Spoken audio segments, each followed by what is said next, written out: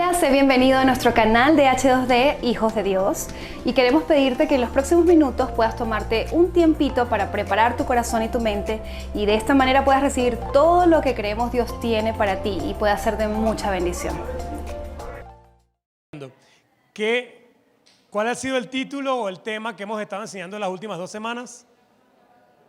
A ver, ¿quién lo dice en voz fuerte? 1, 2, 3. El llamado de Dios, sí, pero hay como 2 o 3 que nada más lo dicen. A ver, 1, 2, 3. Muy bien, hemos estado hablando de eso y vamos a hablar hoy la tercera, con esta cerramos, acerca del llamado de Dios. En la primera hablamos del llamado en general, usamos mucho a Samuel como ejemplo de lo que queríamos, como modelo de lo que queríamos enseñar. En la pasada hablamos del llamado de Dios a través de la Escritura y hablamos de 7 llamados que están claramente, que están claramente expresados en la palabra y que no tienen nada que ver con lo que yo pueda sentir o con algo que Dios me quiera decir particularmente. Son llamados para todos, que es el llamado a la salvación, el llamado a la santidad, el llamado a la comunión, el llamado a sus propósitos, el llamado a crecer, el llamado a hacer lo bueno, aunque esto traiga sufrimiento, y el llamado a permanecer. Y quedamos en que hoy íbamos a conversar sobre el llamado en base a mi experiencia o a la experiencia que cada uno tiene en ese sentido. Entonces hoy vamos a hablar de esto, pero para hablar de eso quiero pedirle que oremos, porque realmente necesitamos oración. No solamente necesitamos oración para comprender, sino también para remover todas aquellas cosas que nos impiden avanzar o actuar conforme a la revelación que Dios nos da. Muchos de ustedes saben mucho más de lo que practican, si somos honestos. Sabemos más, sabemos un montón de cosas, pero poco de eso, en comparación a como debería ser, es lo que estamos aplicando. Entonces hay justificaciones en la mente, hay luchas espirituales, hay asuntos del alma que tienen que ser sanados para que podamos avanzar. Y por esa razón quiero pedirle que oremos. Vamos a orar al Señor para que nos hable. Y no solamente para que nos hable, sino para que rompa todo lo que impida su fluir en nosotros y todo lo que impida que accionemos respondiendo a su llamado. ¿Está bien? Oremos juntos. Si puedes, ora por la persona que tienes a tu lado. Padre, en el nombre de Jesús, oramos para que nos hables. Te pedimos, Señor, que tú derribes todo conocimiento que se oponga al tuyo, que nos des toda la sanidad que necesitamos para avanzar, para obedecer tu llamado y que nos hagas, Señor, gente que practica, que hace, que cree, que conquista, que avanza. Señor, ayúdanos a ser verdaderos discípulos. Oro por mi hermano, pidiéndote tu gracia, tu sabiduría sobre él. Y que tú, Señor, puedas impulsarlo a lograr todo lo que hay en tu corazón para él. Te pido que lo bendigas, Señor, y que lo perdones por su inacción. En el nombre de Jesús. Amén y amén. Muy bien. Hoy quiero compartir con ustedes esta palabra que tiene que ver con el llamado. Y voy a partir mucho de mi experiencia, de lo que he visto. Pero por supuesto que vamos a ir a la palabra de Dios. Y para empezar, quisiera decirles como intro que imaginen conmigo algo. El pastor Enrique, ustedes saben, fue el pastor de esta iglesia por 30 años. 14 de esos 30 estuve yo en la iglesia y estuve aprendiendo de él y viendo todo lo que ellos hicieron. Recuerdo que la generación anterior trabajó mucho para comprar este lugar. Este lugar no es alquilado, este lugar es nuestro. Diga conmigo, gracias, Señor. Esa generación trabajó por todo este lugar, por el sonido, por todo lo que hay aquí, que ni tú ni yo pusimos medio para comprar. Así que disfrutamos de lo que la generación anterior hizo para ponernos un piso para que ahora nosotros construyamos algo mejor para la siguiente generación. ¿Cuántos dicen amén? Bien, pero el asunto es que imagina conmigo que Enrique se va y me dice, Cheo, voy a dejar contigo, aquí están las llaves del local. Todo lo que está creado, todo lo que está comprado, está a disposición de ustedes para que hagan iglesia. Quiero que prediques la palabra y que cuides a los hermanos, que los impulses a crecer. Me voy a ir y voy a volver, no sé si en 3, 4, 5 o 6 años, pero cuando venga, si estás haciendo todo lo que te estoy diciendo, te voy a dar un premio maravilloso. Pero si no estás usando los recursos para lo que te los di, entonces va a haber un castigo. ¿Ok? Me voy y nos vemos en un tiempo. Pero ¿cuándo viene, pastor? No te puedo decir, porque la intención es que te sorprenda. Por alguna razón Él quiere sorprender. Él se va. Imagínense que cuando Él se va, yo agarro y uso todos los recursos que nos dieron para hacer torneos de FIFA en Play. Y vendo el teclado y vendo la batería y me compro 2 PlayStation y los pongo en la pantalla grande con el sonido de la iglesia. Y no hay servicio, y no hay prédica, y no hay acompañamiento, y no hay nada. Y empiezan los hermanos a decirle, pastor, este hombre, mira lo que hizo. Vendió las cosas y se puso a jugar FIFA con la gente. Y por ahí hay varios que hacen FIFA terapéutico, pero no voy a hablar de eso para no exhibir su vergüenza. Pero sí, imagínense que eso pasa, ¿sí? Y cuando Enrique llega, me encuentra a mí con Kevin, con, no sé, con Alex, con Nucaso y con Simón, jugando FIFA. Y resulta que vendimos todo lo demás y él llega. ¿Se imaginan cómo se va a poner? ¿Se va a poner contento?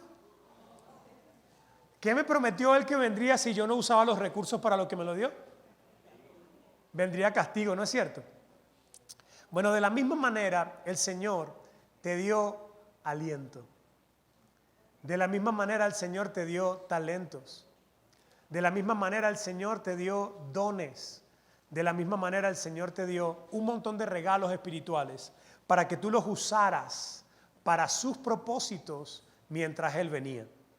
Y si Él regresa y te encuentra jugando Play, y no es que jugar Play esté mal, por favor, todo lo que me están viendo por allá y todo lo que me están viendo aquí, les cuento que ayer jugué mi partidita de FIFA con César y me ganó. Que el Señor le perdone. Pero el hecho es que no es tan mal jugar de vez en cuando, pero sí es tan mal que mi tiempo y mi esfuerzo lo use para aquellas cosas que no me fueron dadas. Tu talento, tu salud, tu aire, tu físico, todo se te dio con un propósito. Y si tú lo usas para cualquier otra cosa, menos para aquello que Dios te llamó a hacer, cuando Él venga vas a encontrar, dígalo usted, 1, 2, 3. Castigo. Entonces, por eso es que hablamos de estas cosas, porque hay un montón de ideas. Tal vez tú me dirás, pero pastor, la situación en Venezuela está difícil y yo tengo que trabajar duro para proveerle a mi familia. Yo no estoy diciendo que no trabajes. Porque aquí no estamos hablando de que el llamado es dejar el trabajo y venirte a la iglesia. Lo voy a explicar un poco más adelante. Pero definitivamente hay cosas que tienes que hacer tú y que solo puedes hacer tú. Y que tú solo vas a darle cuenta a Dios por eso que hiciste o dejaste de hacer. Y ahí empieza como a temblar un poco mi corazón. Y no lo digo en son de amenaza, sino en son de ilustración. Quiero que vayamos a ver la Biblia un momentico. Mateo 6, 18, dice así. Cierto día, mientras Jesús caminaba por la orilla del mar de Galilea, vio a 2 hermanos, a Simón, también llamado Pedro, y a Andrés, que echaban la red en el agua, porque vivían de la pesca. Esto es muy profundo. Ellos vivían de la pesca. ¿Qué quiero decir con esto? Que no es que ellos estaban pescando porque querían. Ellos no estaban pescando como hobby.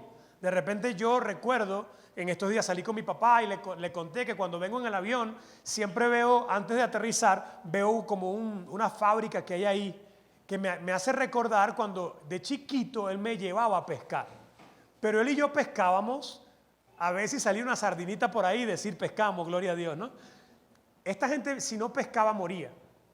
Si no pescaba, le quitaban las barcas. Si no pescaban, no podían seguir comiendo. Si no pescaban, su familia se moría de hambre. Ellos estaban en una situación peor que la nuestra. Ellos estaban asediados, estaban dominados por Roma. Ellos tenían que pescar para vivir. Así que dejar las barcas no era algo tan sencillo. Si dejaban las barcas, metían en problemas a su familia. Pero me llama la atención, en el verso 19, cómo lo que sigue sucediendo. Mira lo que dice. Jesús los llamó, vengan, síganme. Y yo les enseñaré cómo pescar personas. Y enseguida dejaron. Qué increíble. Ellos vivían, o sea, tenían que pescar para vivir. Y cuando escucharon el llamado de Dios, enseguida dejaron. Enseguida. Por eso les digo, no es como que, yo estoy pescando y tengo con mi papá de hobby, de deporte, con una nylon y un anzuelito ahí, y lo lanzábamos ahí a ver qué caía. No, esta gente pescaba porque vivía de la pesca.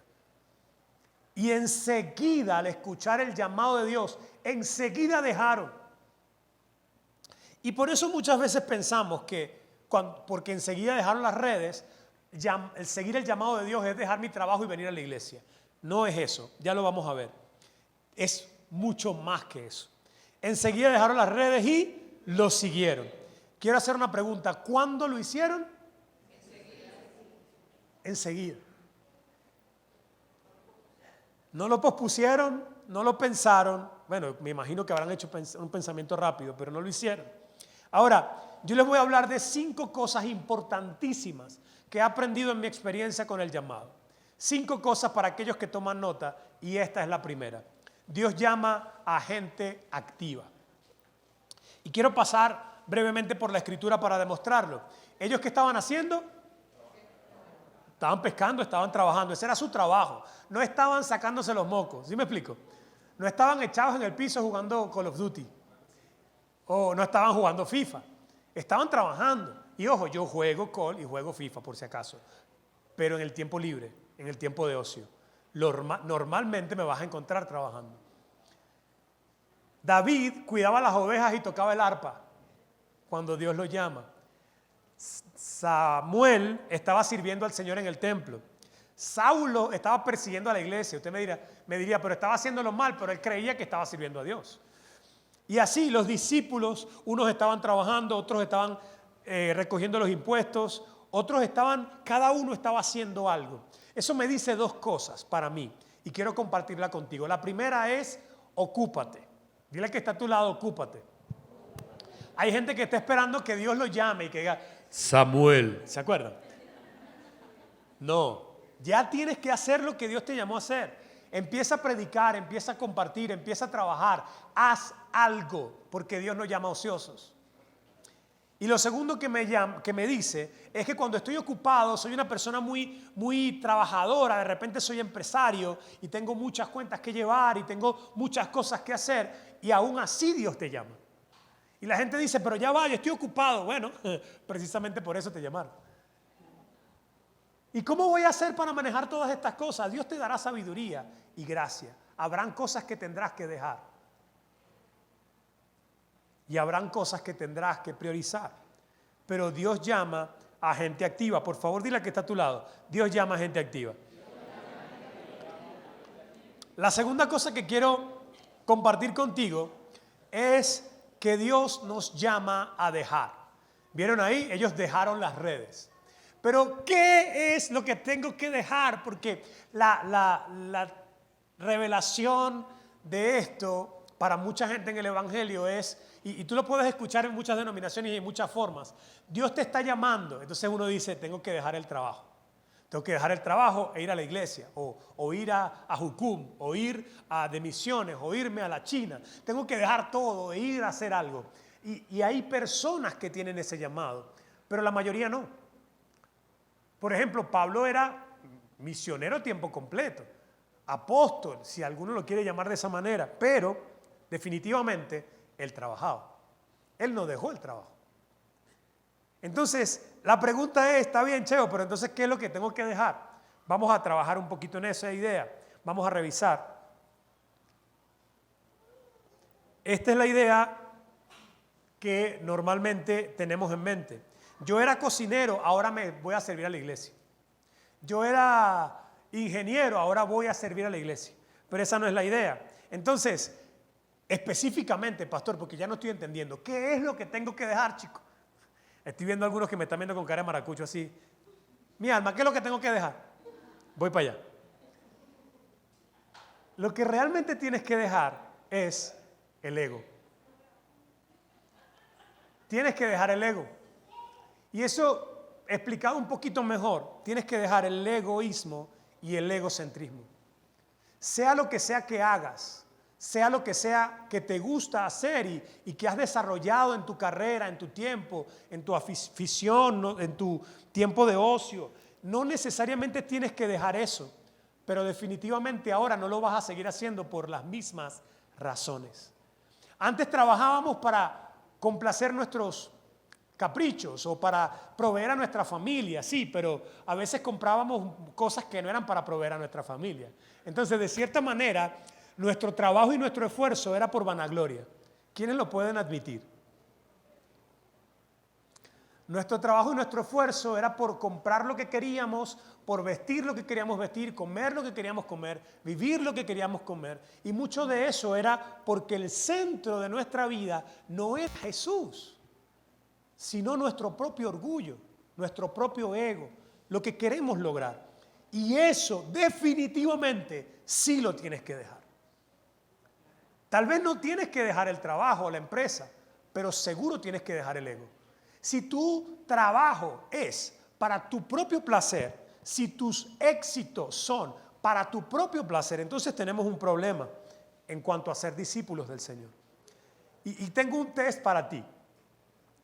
Quiero que imagines que Jesús se aparece esta noche en tu cuarto y te dice: hijo, vengo a responder todas las oraciones que has hecho esta semana. ¿A cuánto le gustaría que eso pasara? Uf, Señor, por favor, escucha a tu siervo, Padre. De hecho, mira cómo es mi mente de loca a veces, ¿no? Yo estoy pensando en esto y cuando pienso en eso, dije, imagínate que alguien te diga: muéstrame tu carrito de Amazon que te lo voy a regalar lo que quieras. Por si alguien Dios toca ahora toca. Yo agarré y dije, epa, y si alguien me preguntara eso, solo se me pasó la idea y me metí en Amazon. Y metí un disco duro que necesito y una computadora que necesito. Si alguien me dice, ahí está. Porque normalmente a mí me gusta que la oportunidad me agarre preparado. Eso es un paréntesis para que se ría, pero imagínate que Jesús venga a tu cuarto esta semana y te diga, voy a responder todas tus oraciones. Y de repente te encuentres con que no oraste nada.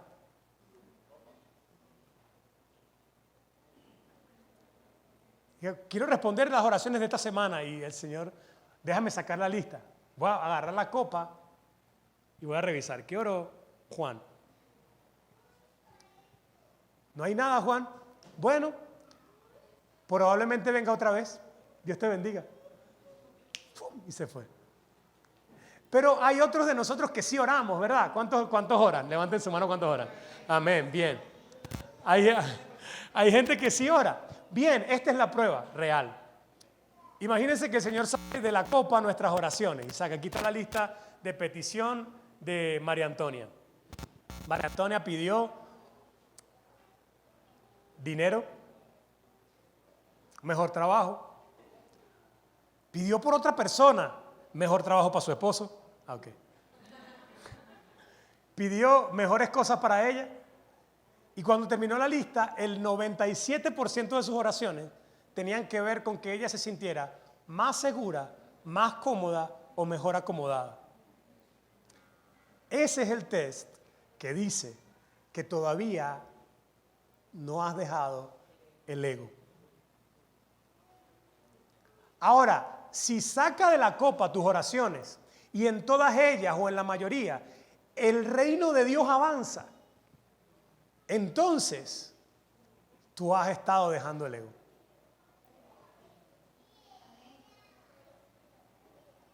Porque el ego puede ser, ustedes piensan en una persona que tenga mucho, tiene mucho dinero y por eso es ego, por eso es egoísta o es centrado en su ego. No necesariamente, porque es igual de idólatra el que vive para todo lo que quiere tener como el que quiere salir de la pobreza solamente y se ve como víctima toda la vida. Es lo mismo. Exactamente lo mismo. Entonces, ¿qué es lo que me estás diciendo, pastor? Bueno, Te estoy diciendo que tú puedes ser empresario para la gloria de Dios. Que tú puedes ser empresario siendo que tú estás separando una porción grande de lo que tú ganas para invertir en el reino. Siendo que cada cliente que llega un cliente llorando a tu oficina y tú no dices, no, si vas a comprar te quedas y si no te vas. No, tú tienes el corazón apercibido para ministrar esa vida y para bendecirlo, para compartir el evangelio con él. Tú eres intencional.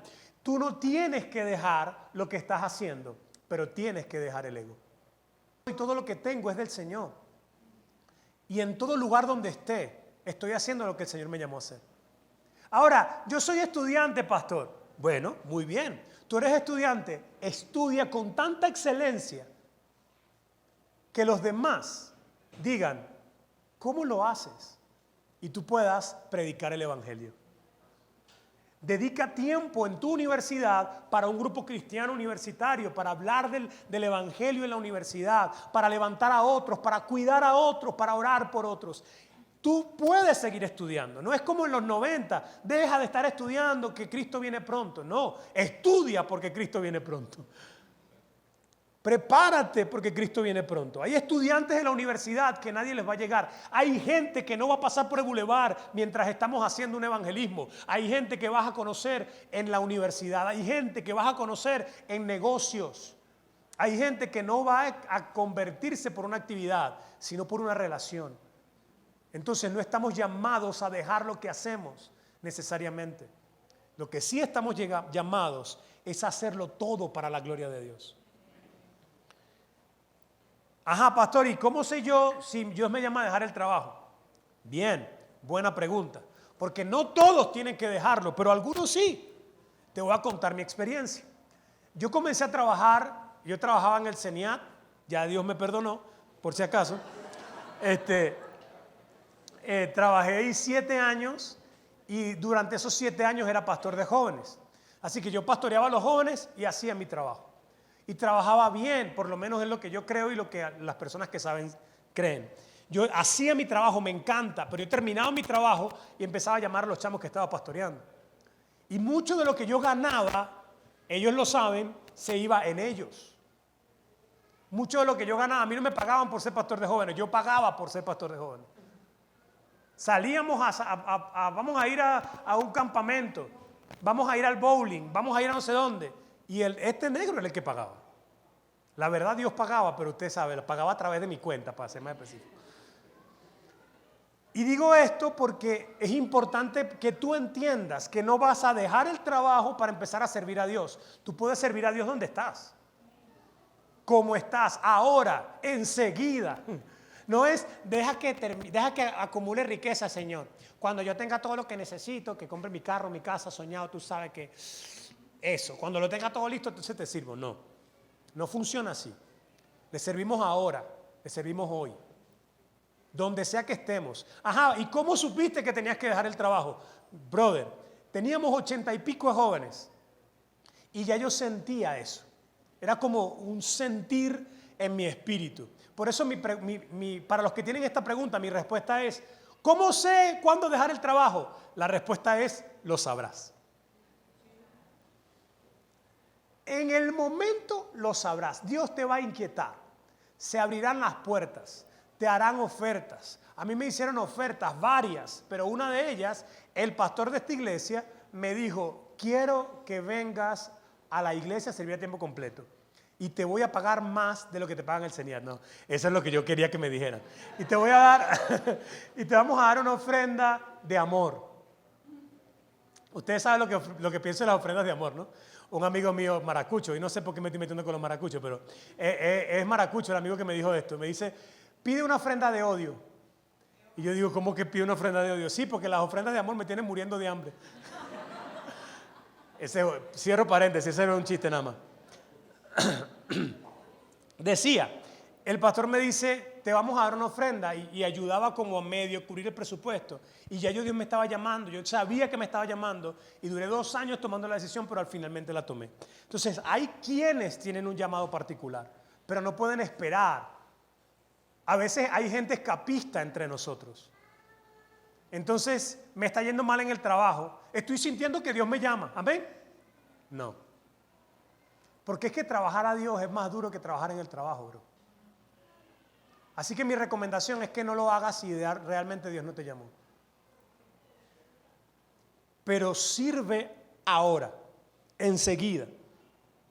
El punto 3 es, llevamos 1 y 2. ¿Quién se acuerda del 1? Bien, ¿saben quiénes respondieron?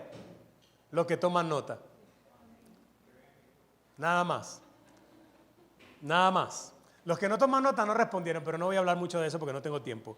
El 2, ¿qué es el punto 2?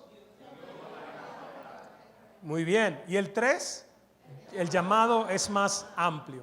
Voy a volver a poner esto porque yo recuerdo en esa etapa de mi vida, cuando estaba sintiendo el llamado de Dios a servir a tiempo completo, mi visión era tener 50 jóvenes en la iglesia. Yo decía, éramos como 22, yo decía, bueno, si llegamos a ser 50, gloria a Dios. Y era mi visión. Y estoy en una prédica y un pastor dice, ¿cuál es tu visión? Tener 50 jóvenes en la iglesia. Y yo, ¿y cómo sabe? O 100, o 1000. Si Dios te llamó a ser pastor de jóvenes, Dios no te llamó a pastorear a los que van a tu iglesia. Dios te llamó a pastorear a los jóvenes de tu ciudad y de tu país. Mi mente hizo así. Y a raíz de entender que el llamado era más amplio de lo que yo pensaba, comencé un montón de cosas que algunos de ustedes conocen. Comenzamos la fundación y fuimos a las universidades y los liceos. Comenzamos la alianza y fuimos a 26 estados del país, 26 ciudades del país, a hacer despertar y otras cosas. Empezamos a actuar porque se amplió nuestro entendimiento del llamado. Pero no es posible entender que el llamado es más amplio cuando pensamos que la iglesia es este lugar. Porque la mayoría encasilla el llamado. Estoy mentoreando a unos chamos de España y uno de ellos me decía, pastor, no sé cuál es mi llamado porque yo no puedo tocar bien los instrumentos, no canto, no predico, no sé cómo hacer algo para el Señor. Y él estaba encerrando todo lo que podemos hacer para Dios en lo que se hace en un culto. Y no encontraba un lugar. Y es que no tiene que hacer el llamado de Dios, no puede ser encerrado en un culto. ¿Me explico? Para eso tenemos que entender lo que significa eclesía. La iglesia o los santos llamados afuera. La eclesía era un término griego que se usaba en ese tiempo, que es lo que se traduce como iglesia ahora, medio mal traducido, casa de Dios en algunas cosas. Les invito a leer el último capítulo de Iglesia Tóxica, que ahí está desarrollado bien esto, pero para puntualizar. Eclesía es mucho más que lo que hacemos un domingo. Eclesía eran estas personas que eran llenas de conocimiento y de sabiduría y estaban regadas por toda la sociedad, trayendo luz a la ciudad. Luz para que no se corrompieran los principios democráticos, para que no se corrompiera la Roma, la Grecia de ese tiempo. Entonces, estas ideas fueron tomadas por Dios para hablarnos de la iglesia. Mucha gente piensa que un apóstol fue una idea que se le ocurrió a Jesús, pero un apóstol eran los que iban, los capitanes de los barcos que iban con una misión de romanizar una ciudad conquistada por Roma. Es decir, de enseñarles la cultura del reino romano. Eso es un apóstol, un enviado a transferir cultura. Cuando tú eres apóstol, que de hecho, conceptualmente todos los que estamos aquí somos apóstoles, conceptualmente como el punto de enviado, todos los enviados, ¿cuántos fueron enviados por el Señor aquí? A ver, todos los enviados, todos estos apóstoles que usted ve aquí, no estamos hablando del ministerio en particular, sino de la palabra apóstol, todos los enviados fueron enviados a llevar el reino de Dios a cualquier lugar. Y por eso pongo esta imagen. La religión tradicional puso la cruz sobre una casa, pero Dios quiere poner la cruz sobre tu corazón. Y en tu corazón, cuando tienes relaciones con cualquier otra persona, comerciando, vendiendo, comprando, atendiendo, sirviendo, haciendo las uñas, dándole citas, lo que sea, En esa relación tú transfieres tu cruz a su corazón. Entonces tú estás siendo un enviado a transferir reino. Porque el reino de Dios no es comida ni bebida, sino justicia, paz y gozo en el Espíritu Santo.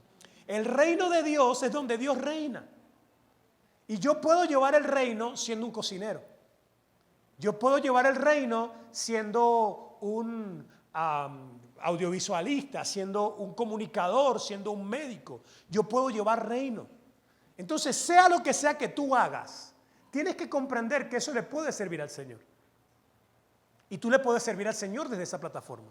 Así que el llamado es mucho más amplio que venir a tocar la guitarra. De hecho, a los que cantan les digo, ese no es su llamado. Ese es un servicio. Pero ese no es su llamado. No, yo soy llamado a adorar. Ajá, ¿y cuántos discípulos tiene? No, ¿qué es eso? Yo solo toco la guitarra. Bueno, imagínense que dejamos de jugar FIFA y empezamos a enseñar música. Es lo mismo, ¿no? Porque cuando el Señor se iba, antes de ascender a los cielos, no dijo, vayan y toquen música. Lo hacemos porque es importante. Lo hacemos porque es parte, pero no es el centro del llamado.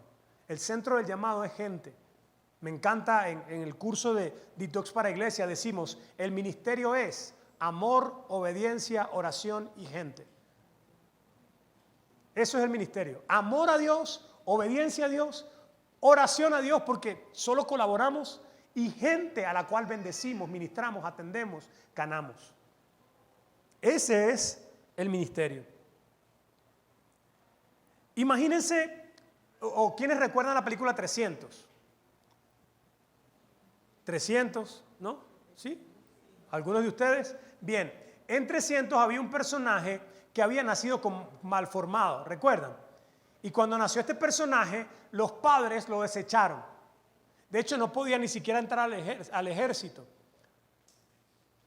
En ese tiempo era una cultura de los griegos. Si alguien nacía con defecto, lo lanzaban literalmente en la basura. ¿Y saben qué hizo la eclesía de ese tiempo?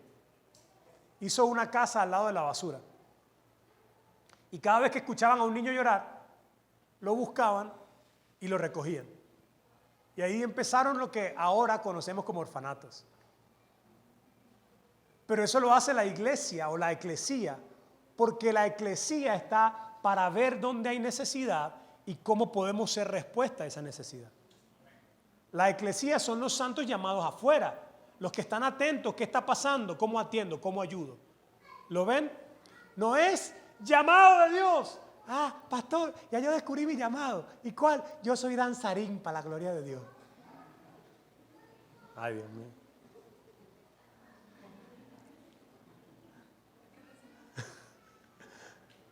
¿Me doy a entender? No tengo ningún problema con los danzarines, por si acaso. No estoy tan de acuerdo. No, mentira. No pasa nada. Todo el mundo está viendo a Darwin, ¿verdad? Oye, pobrecito, vale. Lo siento, Darwin.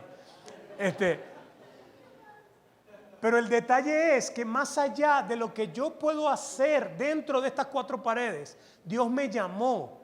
Y los llamados que me hizo, los hablamos el domingo pasado. A la salvación, a la santidad, a crecer, a permanecer. Todos tenemos ese llamado. Pero para poder ver que el llamado es más amplio, tenemos que ampliar nuestro concepto de iglesia. No es un culto, no es un lugar, es una familia de la fe, una congregación de santos que están atendiendo las necesidades de su tiempo. ¿Se entiende eso? Entonces, cuando ves eso, tú dices, ok, ahí puedo encontrar un llamado, ahí puedo encontrar un lugar. Yo que soy médico, puedo encontrar un llamado ahí. No tengo que yo tengo que estar con Jesús, tengo que caminar en santidad, tengo que discipular a los que pueda discipular, tengo que orar por los pacientes. ¿Lo ves?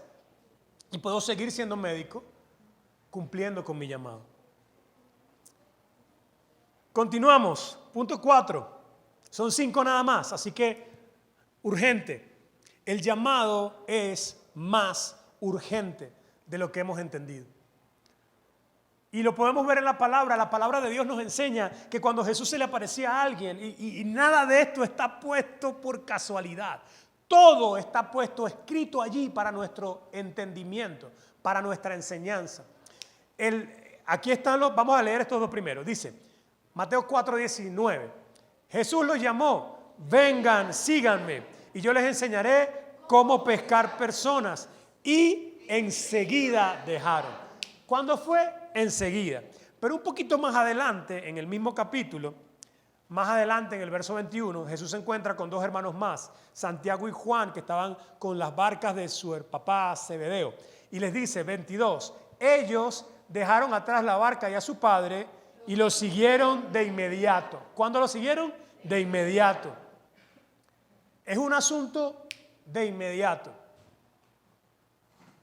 La mayoría que puede tener este nivel de respuesta al llamado de Dios es porque entiende. Y entiende varias cosas. La palabra de Dios nos enseña, por ejemplo, que el joven rico tenía la intención de responder al llamado de Dios. Pero él le dijo, deja que entierre a mi padre y luego que entierre a mi padre, vuelvo. Para que entiendan esto, es un tema cultural. El papá no se estaba muriendo. Pues el papá tenía cáncer terminal, le habían dicho 3 días te quedan. Y el Señor no pudo esperar 3 días que enterrara a su pobre papacito. ¡Qué malo! No, era un dicho cultural. Era deja que entierre a mi papá, o sea, deja que se acabe esta etapa de mi vida en la que yo voy a enterrar a mi padre. Después que yo lo entierre, estaré libre para servirte. Y Jesús le dice, deja que los muertos entierren a sus muertos. Hay que tener amplitud de entendimiento para poder comprender esto conforme a lo que Él está diciendo. ¿Ustedes creen que Jesús sabía cosas que nosotros no sabemos? ¿Creen ustedes que Él sabía algunas cosas que tú y yo no entendemos? Entonces cuando Él dice, deja que los muertos entierren a sus muertos, Él no lo está diciendo desde una perspectiva mala, sino desde el entendimiento de que el llamamiento o el llamado es urgente. Y eso me va a llevar al siguiente punto, pero antes de ir para allá, quiero hacer énfasis. Entonces, el llamado de Dios es urgente. Cada segundo, según las estadísticas, cada segundo mueren 2 personas. Cada segundo. El llamado de Dios es urgente, entre otras cosas, porque no sabemos si el Señor se aparece ahorita y de repente, ¡pum!, todo ojo lo verá y miramos al cielo. Vuelvo. El llamado de Dios es urgente, mis hermanos. Es tan urgente, pero tan urgente, que tú no sabes si la persona que está a tu lado se va a morir mañana. De hecho, le puedes decir, dile con cara seria, pero alegre, así, te vas a morir. Dile ahí para los panos. Dile. A ver, ¿por qué les da miedo? ¿Nos vamos a morir o no? Ahora vuelve a hacerlo. 1, 2, 3. Dile, te vas a morir.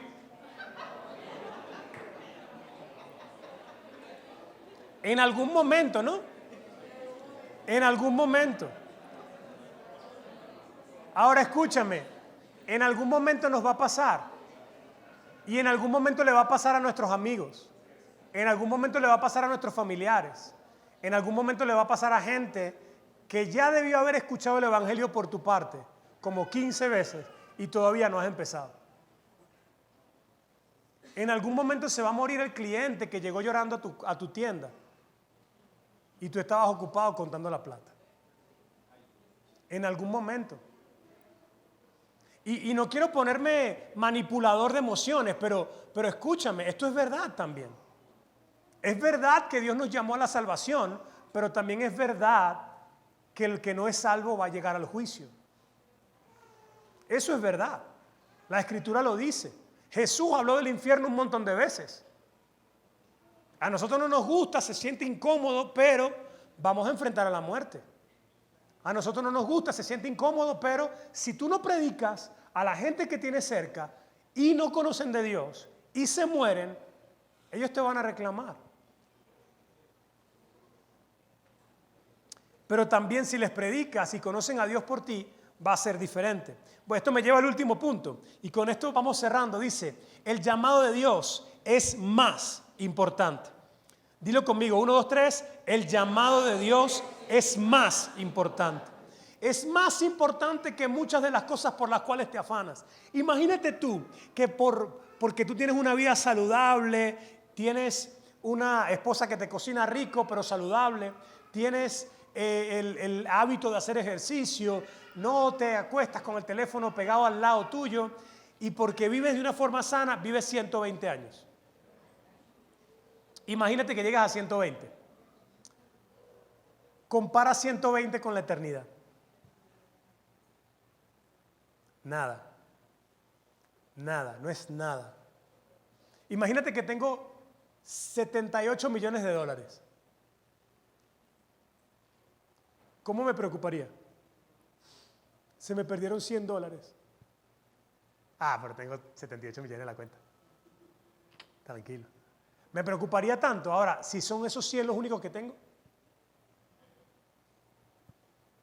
¿Ven la diferencia? Lo que pasa es que nosotros pensamos, todavía nuestra mente, nuestras emociones sienten que estos únicos 100 años son lo único que tenemos. Y por eso centramos nuestro valor, nuestro esfuerzo, nuestro tiempo en estos 100 años. Y a veces no tenemos perspectiva de eternidad. Si tuviéramos más perspectiva de eternidad, no andaríamos tan afanados por estos 100. ¿Se entiende lo que quiero decir? Si tuviéramos más perspectiva de eternidad, no estaríamos afanados por estos 100. Mis hermanos, no conozco a nadie que haya enterrado su iPhone y su iMac en su tumba. Normalmente se la dan a otro. Tenía el iPhone 25, el más brutal de todos, forrado en oro, porque hay unos que los venden forrado en oro, no sé para quién, pero hay que lo forra. Forrado en oro y tal, y se muere y se lo dan a otro. Y a él no lo entierran con sus pertenencias, porque se va como vino, sin nada. Pero en la eternidad hay dos cosas que van a permanecer. La primera, nuestra relación con Jesús. Nuestra cercanía con Él va a permanecer más allá de la muerte. Y lo segundo, todas las personas que se van a encontrar contigo en la eternidad y te van a decir, bro, gracias. Gracias porque por ti conocí al Señor. Gracias porque me acompañaste en los momentos en que estuve mal y tú estuviste ahí conmigo orando por mí. Gracias. Algunos de ellos le van a decir, Señor, Señor, mira a Gustavo. Él me predicó a mí. Señor, mira a Simón. Cuando yo estuve muy mal, tú lo enviaste a él para que orara por mí. Cuando estaba a punto de romper mi matrimonio, tú los enviaste a ellos dos para salvarnos. Señor, gracias por la vida de ellos dos. Señor, mira a Dulce. Ella estuvo acompañándome y por la enseñanza que dio aquel día yo conocí de tu palabra. Señor, mira a Kevin. Yo me relacioné con él en el trabajo y él me predicó la palabra. Gracias. Señor, mira a cualquiera de nosotros. Eso va a permanecer en el tiempo. No sé si me explico y por eso hablo de que el llamado es más importante. El llamado es más importante que tu afán, el llamado es más importante que tus gustos, el llamado es más importante que tus necesidades. Por eso Dios dice, busca primero el reino de Dios y su justicia y todo lo demás, eso que te afana, yo te lo voy a dar, yo te lo voy a añadir, pero primero, no estoy diciendo otra vez que dejes de trabajar, estoy diciendo que primero sea el reino en tu corazón, que primero esté Él, porque su llamado es más importante que tu necesidad. Pero muchos de nosotros andamos afanados por esos 100 dólares porque es lo único que tenemos. No es lo único que tienes, es lo único que ves.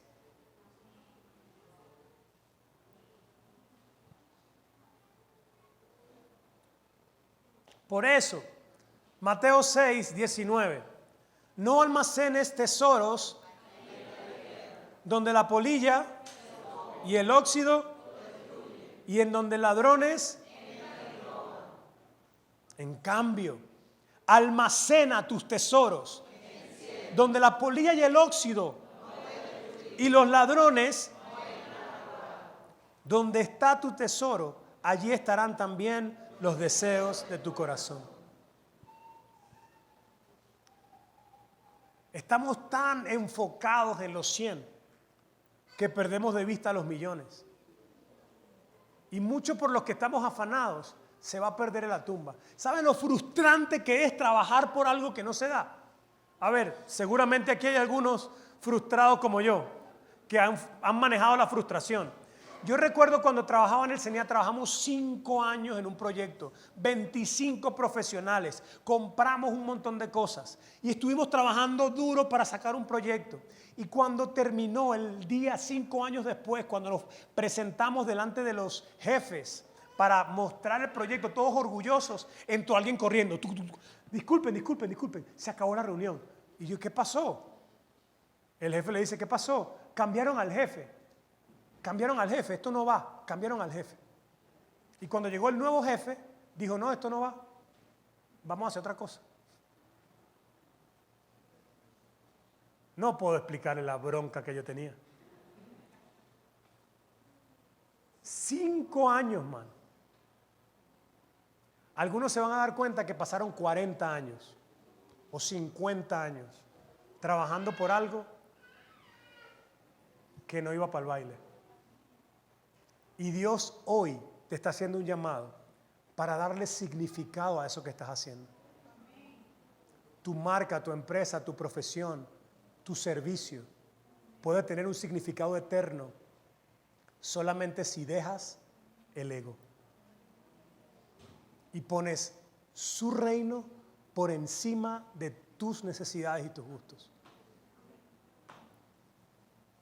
Y cuando llegue aquel día que el Señor te mire, que el Señor te vea, te va a decir, siervo bueno y fiel, entra en el gozo de tu Señor. Esa es mi oración por ustedes. Yo siempre oro eso por mí, pero de hace unos años para acá estoy orando eso por ustedes. Yo digo, Señor, que cuando veo caras, recuerdo nombres y los menciono. Digo, Señor, cuando los veas, que tú les digas, siervo bueno y fiel, haz todo lo que tengas que hacer ahora, Señor, para que Él entre en conciencia, para que su conciencia deje de ser cautiva, para que las riquezas y los afanes de este mundo no ahoguen la semilla que plantaste, para que puedan entender, Señor, que los 100 por lo que se afanan no es lo único que tienen. Señor, yo te pido que dejen de ser como Esmígol. ¿Alguien se acuerda de Esmígol? Mi preciosa. El Señor de los Anillos. Estaba obsesionado por el bendito anillo. Y muchos de nosotros estamos obsesionados por nuestra vida. Por lo que comemos, o por lo que bebemos, o por qué nos vamos a vestir, o por qué país vamos a vivir, o por dónde vamos a estar. Y tan afanados estamos con eso, que el diablo nos lleva como los perritos estos que le ponen al conejo para que corra. Y se nos va toda la vida en eso y no atendemos el llamado de Dios.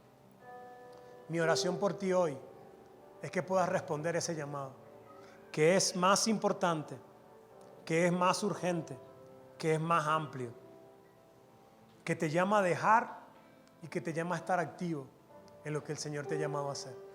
¿Qué tal si te pones de pie? Vamos a orar.